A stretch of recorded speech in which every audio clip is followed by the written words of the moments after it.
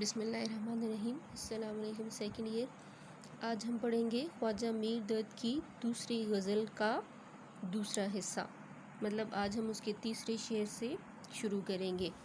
اس کا اگر آپ تیسرا شعر دیکھیں تو تیسرا شعر ہے اس کا، جو کچھ کہ ہم نے کی ہے تمنا ملی مگر یہ آرزو رہی ہے کہ کچھ آرزو نہ ہو۔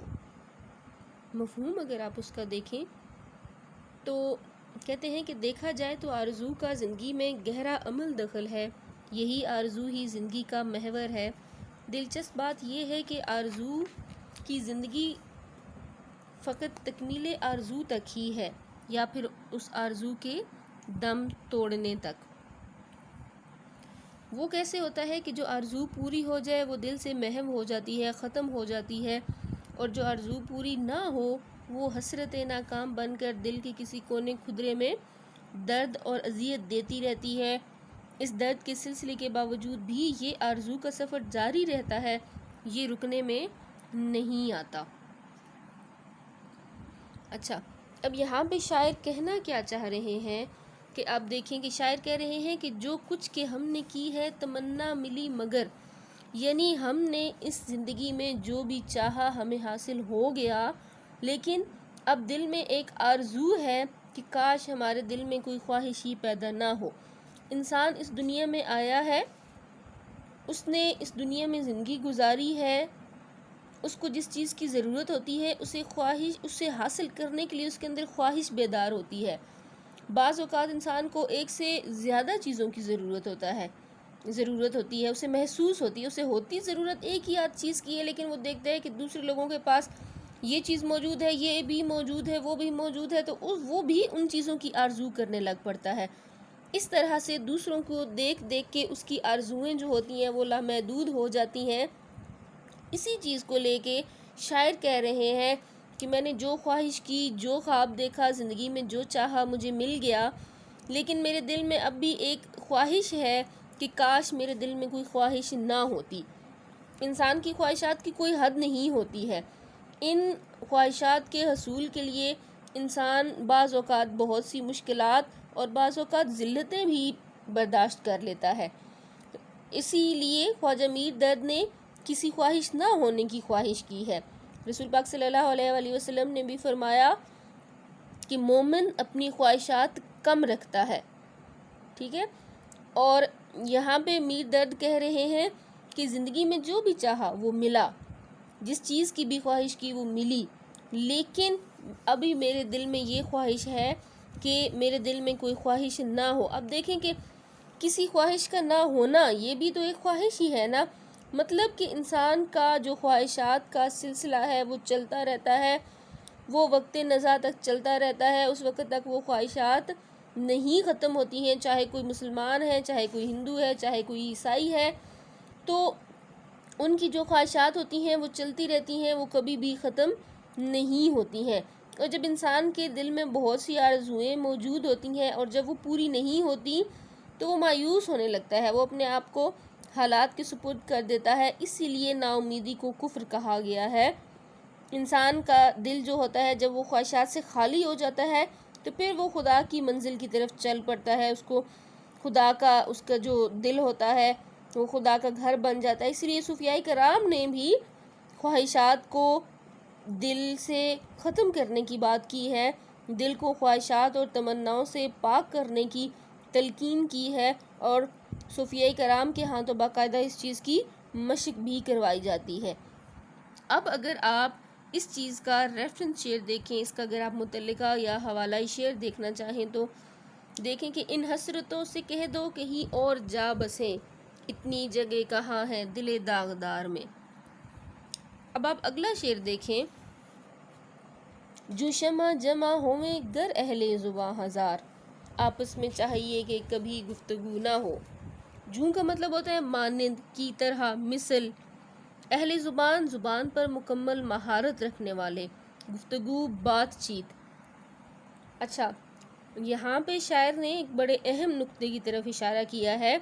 یہاں پہ انہوں نے شمع کو بطور مثال پیش کیا ہے، جس طرح سے شمع جلتی ہے، اس کی لو ہوتی ہے، اس کی شکل جو ہوتی ہے وہ اس زبان کی طرح ہوتی ہے، شمع زبان رکھتے ہوئے بھی بولتی نہیں ہے، وہ پگھلتی ہے، جلتی ہے، لیکن حرف شکایت زبان پہ نہیں لاتی۔ تو شاعر کہہ رہے ہیں کہ یہی طرز عمل اہل زبان کا ہونا چاہیے، یعنی اہل علم، جن لوگوں کے پاس علم ہوتا ہے ان کا ہونا چاہیے کہ خواہ وہ کتنے ہی کیوں نہ جمع ہو جائیں تو آپس میں گفتگو نہ کریں۔ کیوں نہ کریں آپس میں گفتگو؟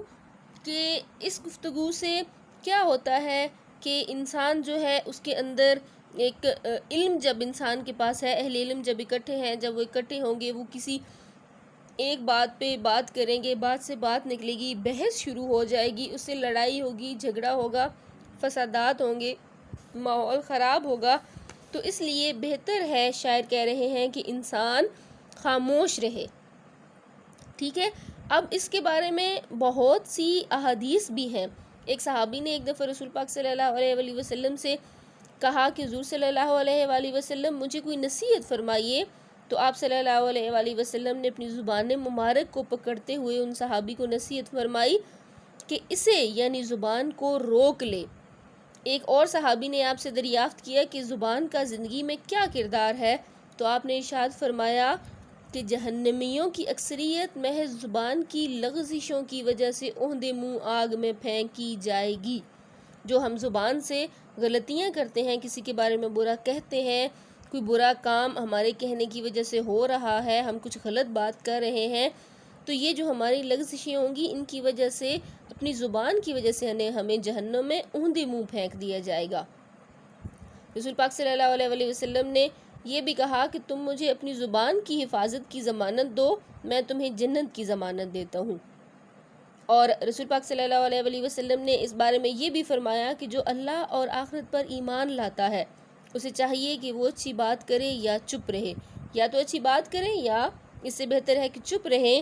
اب یہاں پہ خواجہ میر درد نے بھی تلقین کی ہے کہ جس طرح انہوں نے شمع کی مثال دی ہے کہ جس طرح سے شمع کا وجود خود تو ہر طرف روشنی پھیلاتا ہے، وہ گھلتی ہے، پگھلتی ہے، لیکن اس کی آواز سنائی نہیں دیتی، وہ سب کو روشنی دیتی ہے۔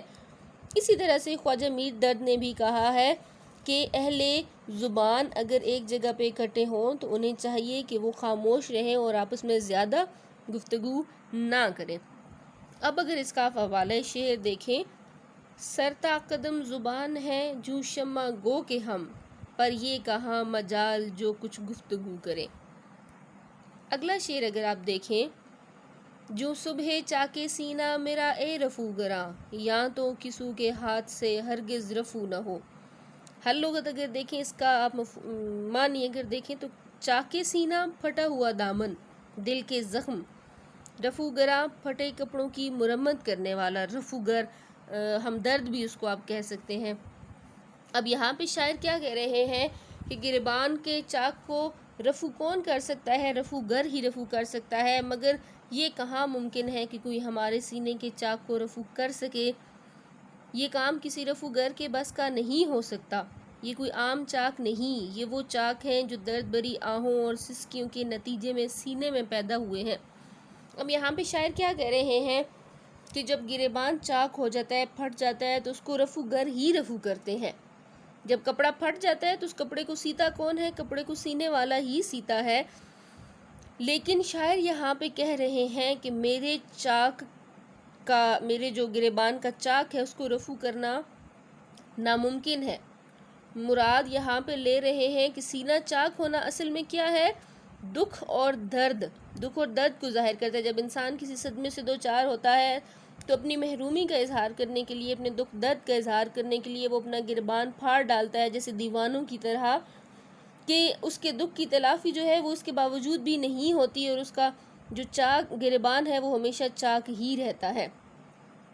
اب اس دیوانگی کی وجوہات ہوتی ہیں، دنیاوی دکھ درد ہوتے ہیں، تکلیفیں ہوتے ہیں، محبوب کی بے وفائی کی وجہ سے بھی جو ہوتا ہے، عاشق ہوتا ہے، وہ اپنے گریبان کو چاک چاک کرتا ہے۔ اس کے جو دوست ہوتے ہیں، جو اس کے خیر خواہ ہوتے ہیں، ان کی بڑی کوشش ہوتی ہے کہ وہ اس کا گریبان رفو کریں، اس کے جو سینے پہ زخم ہیں ان پہ مرہم لگائیں، اس کے ہمدرد بنیں۔ بعض اوقات جو محبت کرنے والے ہوتے ہیں وہ اپنے اس زخمی سینے اور چاک شدہ دامن کو محبت کی نشانی سمجھتے ہیں، اور وہ اسی حالت میں رہتے ہیں، اور اس موقع پہ ان کی خواہش ہوتی ہے کہ ان کو اسی حالت میں رہنے دیا جائے۔ تو یہاں پہ درد جو ہے ان کا یہی موقف ہے، وہ یہی کہہ رہے ہیں کہ ہمارے زخموں سے پھٹے ہوئے سینے کو رفع کرنے کی کوشش کرتے تو ہیں، لیکن ہمارے جنون کی شدت میں کمی واقع نہیں ہوتی، کیونکہ وہ اس میں کمی لانا ہی نہیں چاہتے۔ کہتے ہیں کہ کس طرح سے کمی ہو سکتی ہے کہ جب کوئی ہمارے درد کا اندازہ ہی نہیں کر سکتا تو وہ اس کی دوا کیسے کر سکتا ہے؟ اس کی دوا کرنا تو درکنار، کوئی اس میں ذرا سی بھی کمی نہیں لا سکتا۔ اچھا، اگر آپ اس کا حوالہ شعر دیکھیں، لوگ تو دامن سی لیتے ہیں، جیسے بھی ہو جی لیتے ہیں، عابد ہم دیوانے ہیں جو بال بکھیرے پھرتے ہیں۔ اچھا، اب اس غزل کا آخری شعر دیکھیں، اے درد زنگ صورت اگر اس میں جا کرے، اہل صفا میں آئینہ دل کو رو نہ ہو۔ اہل صفا پاک دامن، صاف ستھرے لوگ بھی اس کو آپ کہہ سکتے ہیں، روح، چہرہ، شکل۔ اچھا، اب یہاں پہ کہہ رہے ہیں کہ اگر ہم زنگ کی طرح دل کے آئینے میں جا ٹھہرے تو یہ آئینہ اتنا روشن ہو جائے کہ کوئی اس میں اپنا چہرہ دیکھنے کی ہمت ہی نہ کرے۔ شاعر یہاں پہ اپنے آپ سے مخاطب ہیں، دیکھیں انہوں نے کہا ہے اے درد، درد یہاں پہ انہوں نے اپنا تخلص استعمال کیا ہے، یہ مقطع ہو جائے گا شعر، ٹھیک ہے، اور اس سے ہمیں پتہ چلے گا کہ یہ شعر اس غزل کا آخری شعر ہے، یہاں پہ غزل مقطع ہے، یہ ختم ہو رہی ہے۔ شاعر اپنے آپ سے مخاطب ہیں کہ کہتے ہیں کہ اگر تیرے دل میں کوئی اور چیز جگہ بنانے میں کامیاب ہو گئی تو پھر خدا کے جلووں سے تو محروم ہو جائے گا، کیونکہ اگر کوئی اور چیز اس میں بس جائے تو پھر اس دل میں زنگ لگ جاتا ہے، اور جب زنگ لگ جائے تو عکس دکھائی نہیں دیتا، جس چیز پہ زنگ لگ جائے وہ چیز خراب ہو جاتی ہے، وہ صاف نہیں رہتی ہے۔ اسی طرح سے وہ دل کہ جس دل میں برائیاں پیدا ہو جائیں، جس دل میں غلط کام کرنے کی پیدا ہو جائے، لگن پیدا ہو جائے، یہ جو دل غلط کام کرنے کی طرف راغب کرے تو پھر وہ اچھے کاموں کی طرف نہیں آتا، وہ اچھے لوگوں کی طرف نہیں آتا، اور وہ ان میں بیٹھنے کے قابل نہیں رہتا، اور وہ ان کی محفل کے قابل نہیں رہتا۔